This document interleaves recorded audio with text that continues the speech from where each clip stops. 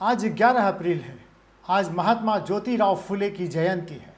आज 19वीं सदी के एक महान समाज सुधारक, समाज सेवी, लेखक और क्रांतिकारी कार्यकर्ता महात्मा फुले के योगदान को देश याद कर रहा है।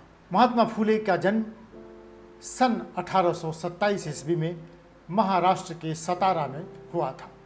आज महिलाएं स्कूल कॉलेज में स्वतंत्र रूप से पढ़ सकती हैं। किसी संगठन में पुरुषों के समान ही काम करने के साथ ही समाज के उत्थान में अपना योगदान दे सकती हैं, अपने सपनों को साकार कर सकती हैं। तो इन सब का श्रेय भारत की कुछ महान विभूतियों को जाता है। उन्हीं विभूतियों में से एक नाम महात्मा ज्योतिराव फुले का है। महात्मा ज्योतिराव फुले की आज जयंती है।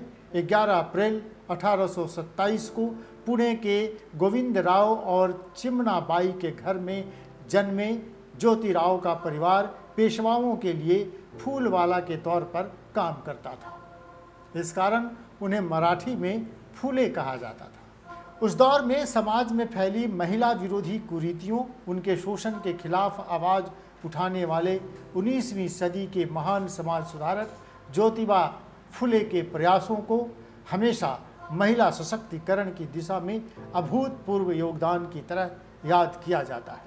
ज्योतिबा फुले एक समाज प्रबोधक, विचारक, समाज सेवी, लेखक, दार्शनिक और क्रांतिकारी थे। ज्योतिबा फुले ने अपना पूरा जीवन महिलाओं को शिक्षा का अधिकार दिलाने, बाल विवाह को रोकने, विधवा विवाह का समर्थन करने में लगा दिया।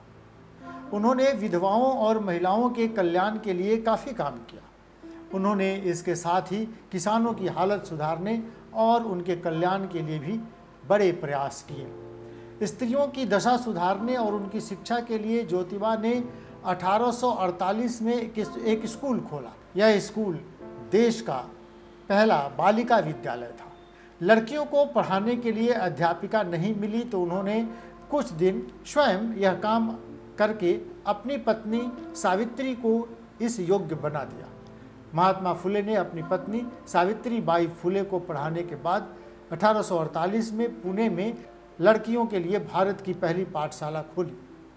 24 सितंबर 1873 को उन्होंने सत्यशोधक समाज की स्थापना की।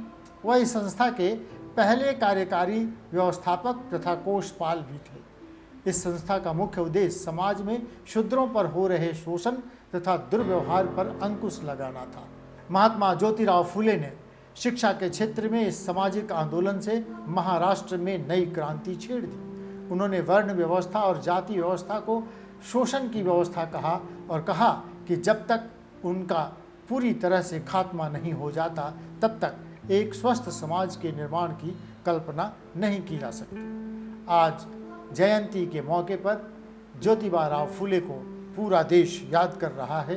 विमर्श न्यूज़ की तरफ से ज्योतिबा राव फुले को याद करते हुए हम भी उन्हें विनम्र श्रद्धांजलि दे रहे हैं। ब्यूरो रिपोर्ट, विमर्श न्यूज़।